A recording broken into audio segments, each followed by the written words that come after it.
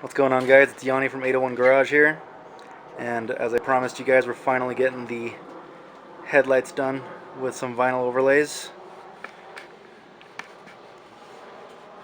Now, do you want to kind of walk them through the process of how you normally do it? Well, first of all, give it a good wash down, a good bath. Make sure all the crevices are nice and clean, so don't want anything peeling up on the edges. And nothing dirty inside. Are there any problems you normally run into? Just contours of the headlights. Yeah. That's about it. Yeah, it's kind of the issue that I had when I tried to put it on there. I just got bubbles everywhere, and no matter how wet I got it or how hard I tried, it just it didn't look as good as they do in the pictures advertised. Yeah. No, the bubbles. It seems like you always have a little bit with this material. Mm-hmm. It's not meant for this, but we make it go. Right. So just give it a good clean in. Some people like to wet apply it, but then you can't really, I don't know, stretch it out. Oh yeah, see, when I was watching videos of it, a lot of people were saying get the surface as wet as possible and leave it wet while you're doing it. Yeah, but then you don't have any surface tension to pull and stretch. Yeah. Because it keeps sliding around on you. That's true. So that's the issue with wet applying on that. Mm-hmm. What's your least favorite thing to vinyl wrap? Taillights. Taillights? Depends on the taillight. I've heard the ones for the hatchback of these are a nightmare to do. They're actually not that bad. Really? If you already know what you do, I've done so many of them. Oh, that's true. Second nature. But to a beginner, it is because I've heard there's just so many grooves and just so many areas where you just kind of gotta work it out. There's a hidden spot where they bump. There's a bump on the back. Yeah. You don't see it because it's nice and clear. But when you start wrapping it, you realize it's there. So it's just Now, if you don't clean off the area very well, does it normally start peeling up? Yeah, just because there's dirt and everything involved into it. Yeah.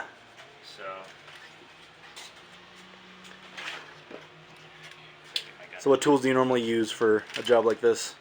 Heat gun and a squeegee. Yeah. Main tool right there. Does it usually shrink a lot when you apply the heat, or is it just kind of gradual? Actually, it depends on how much heat you apply to it. Oh, okay. If you just blast it with heat really quickly, a lot of it, it'll start to get really soft and pliable too quick. And that's where you start burning holes and crap. I think that's the issue that I ran into, because I was putting some heat on it, and I heard a lot of places say put it on low or put it on high. So I just went for it on high, and it just shrunk up on me like crazy. And no, I usually do low. Yeah. I prefer gradual heat. Yeah. Then all of a sudden, instant heat. And it's just a nightmare. It's like everything else, just take it slow. It's a lot harder to go. You can't go reverse. Okay. If you had to give somebody some tips on doing this for the first time, what would you tell them? Be prepared to do it like 3 or 4 more times. So buy enough material to do it a few times then. Yeah. And avoid pre-cut stuff, right? Yeah. Biggest thing though is patience. If Yeah. you don't have patience, you're never gonna do it. That's probably the issue that I ran into is I just didn't have any patience. It takes a lot of stretching and pulling, and you gotta form the material to the light. You just can't slap it right on. Right.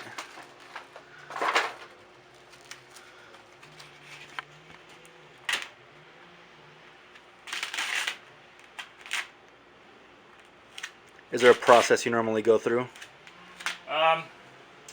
Just usually start at the bump, Mm-hmm. and then just heat it and work our way around. Do you work from from the middle out, or from the outside to the middle? It depends on the surface and the area. I just try to find the easiest one for me at the moment.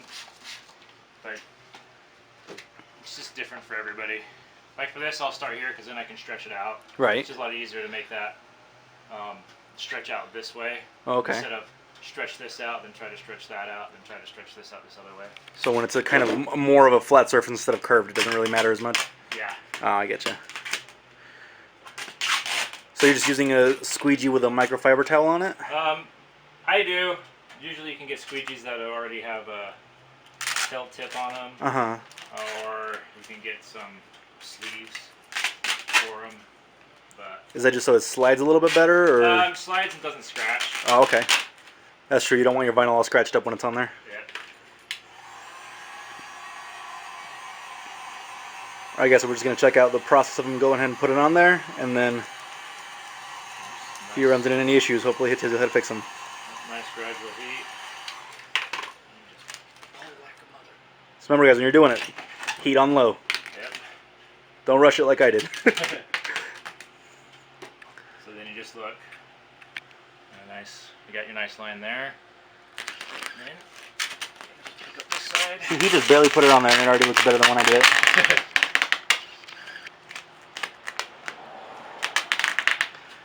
Like, as soon as I put it on there, it had already had so many wrinkles, and it was awful. See, that's the problem with the pre-cut stuff. You can't do this because you don't have enough material. Right, you can't just stretch it out like that. Granted, this stuff's usually, well, it depends on who you go through. I think Premium still does 8300, which is this material. They use the same material. Oh, okay. But if you get another company, what's the thick stuff? They usually do fog light stuff. Theirs is a really, really thick material. Oh, okay. So I would prefer this one, though, because I feel like the light would shine through a little bit better here. yeah. Well, it's just if you use a thicker material, you don't have less a chance to burn through. Oh, okay. Versus this stuff. But if you're like you and you know what you're doing, it's not that much of a problem. Yeah. And as you see, guys, he's peeling up the material and putting it back, so if you mess up a little bit, don't be scared to peel it back up. It's not going to hurt anything. Is there a point where you should stop using heat? If you feel it overstretched, like right now, I'm not going to use it for a little bit. Just because I got most of the contour down and most of the material ready to go. Oh, okay. But you can see, like right here, where it's really kind of stretchy. Far back, I'm going to have to use a little bit. I'm going to have to start using it to pull it back and use some heat once I get that in there. Oh, okay. And make sure I get most of the headlight fixed. That's why I worry about that. If you get a little wrinkle in it, just apply a little bit of heat onto it, and it'll heat it out. So when I was doing it, I ran into some issues where the wrinkles, like, no, it came to the point where no matter how much heat I applied to them, the wrinkles stayed there. Yeah, that's.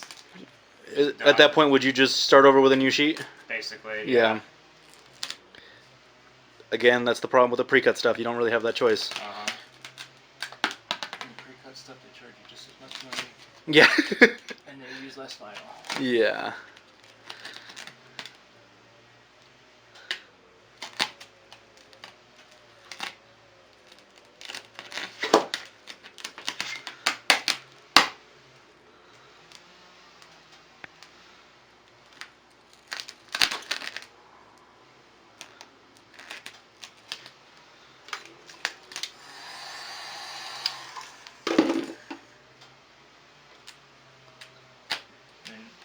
Drawback with this stuff too, you're always going to have some form of little bubbles still in there. But you can go back and pinhole them out.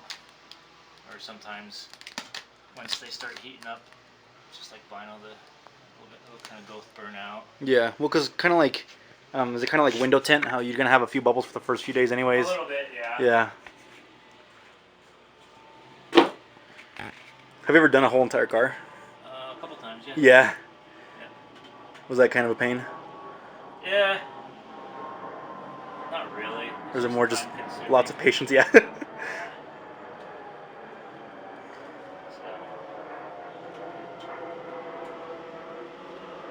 I'm assuming when you're doing the whole entire car, you use thicker vinyl? Well, you use specially wrap. You use vinyl specifically for wrap. Oh, okay. Yeah. I didn't know that was a thing. Yep.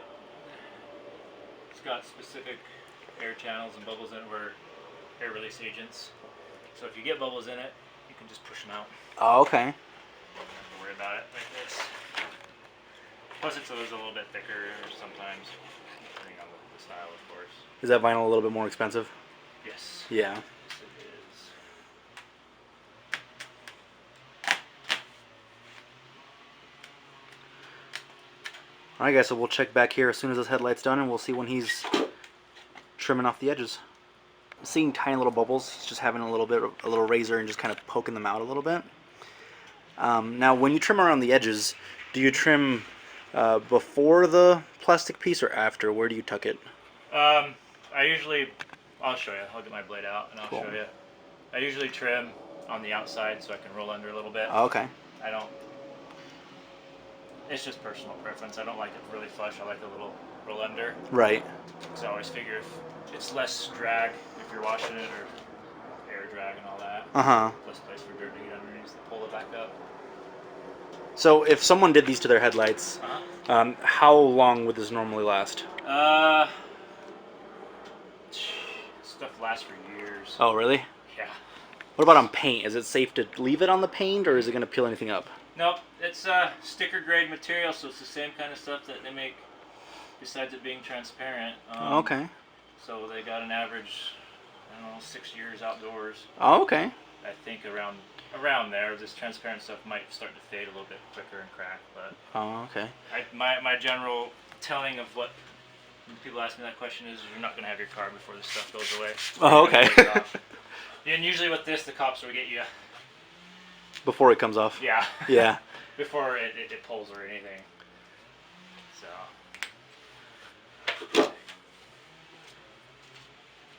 What about like washing the car or anything like that? Is there any special wash? After it's cured, wash it just as much as you want, as normal as you want. Power wash it or whatever. Would you give them a few days for it to cure, or? I do. I tell people to treat it. Every vinyl thing I do on people's cars, I tell them to treat it like vinyl. Give it about 3 days to just do what it needs to do in the sunlight. Oh, okay. And then after that, you can have fun with it.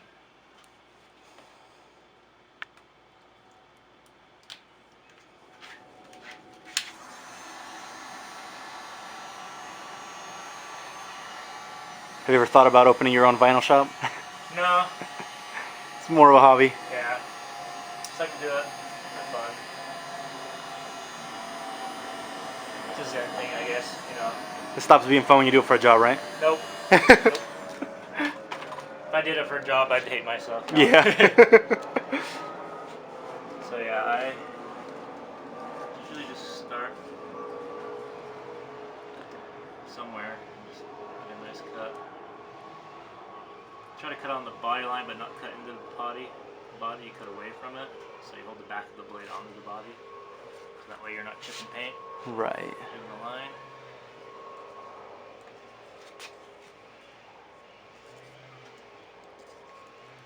So like you said, guys, just have some patience with it, because you don't want to be cutting into your own paint. Yep.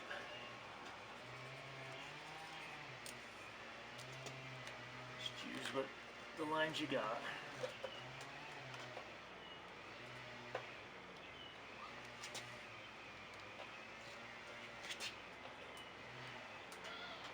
And then to retuck it, do you just tuck it in with your squeegee? Yep.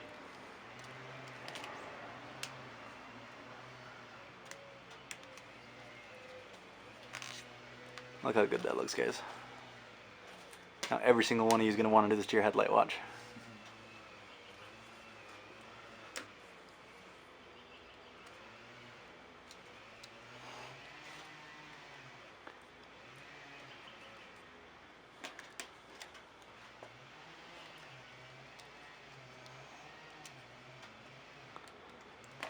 On that little corner, do you just cut a little V on there? Yep. Usually for this, it'll tuck nice, really nice up in there. Perfect.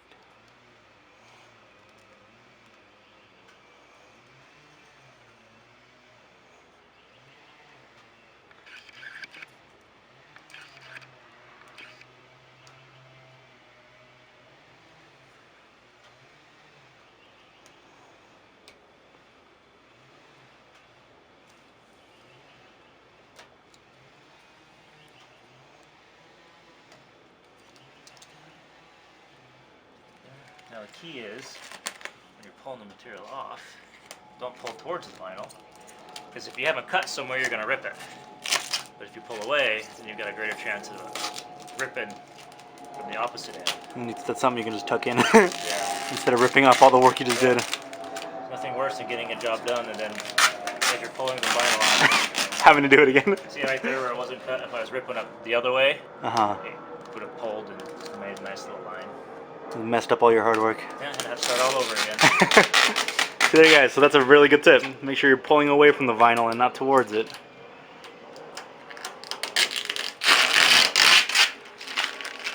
don't know how many fenders I've had to do or redo because I did that on accident. Oh, really?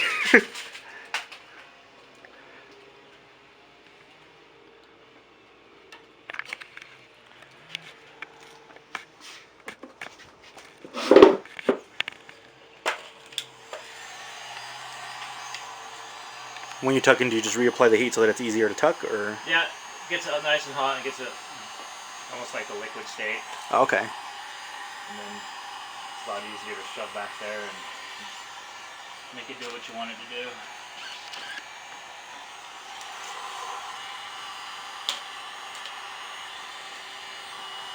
can see it just folds as soon as I apply the heat to it. Yeah. It just shrinks and contorts to the shape. Yeah.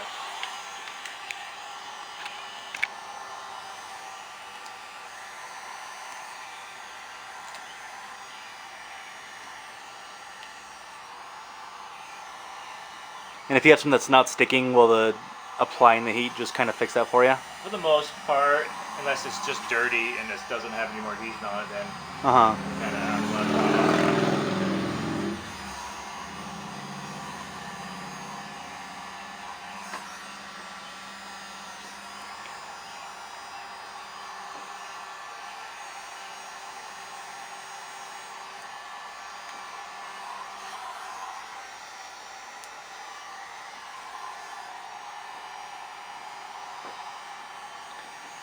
After everything's all nice and tucked, just give it a once over with the heat to relax everything, make it conform.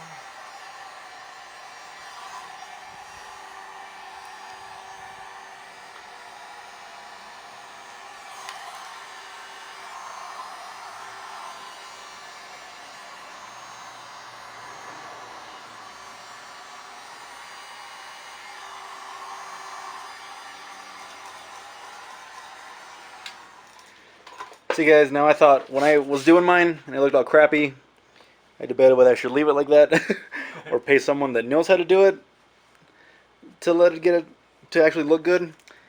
I recommend when you're in that debacle, just pay someone to do it, because I'm going to tell you right now, this looks 7 million times better than when I tried it. Oh, now look how that looks with that yellow compared to this chrome over here. Now if chrome's your thing, go for it. But for me, there was way too much chrome on this car, and so it looks way better with the black tint. There you go.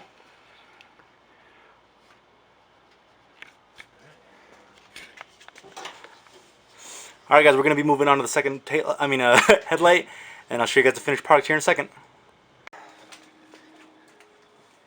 There's the passengers. Now we want to give Chris a big, huge thank you for helping us out with this, since we horribly suck at vinyl. But yeah guys, like he said, just kind of have some patience with it. Get your heat gun ready. And if you got those little bumps at the end, just kind of poke them out a little bit with a razor, and you should be good to go. But I unfortunately did not have the patience required. But if you guys decide to do this, I do wish the best of luck to you, and go ahead and put your experiences down in the comments down below with it. The next video we're going to go ahead and be doing the taillights as well. Thank you guys so much for watching. Once more, this is Yanni from 801 Garage. Go ahead and like and subscribe and comment down below. See you guys later.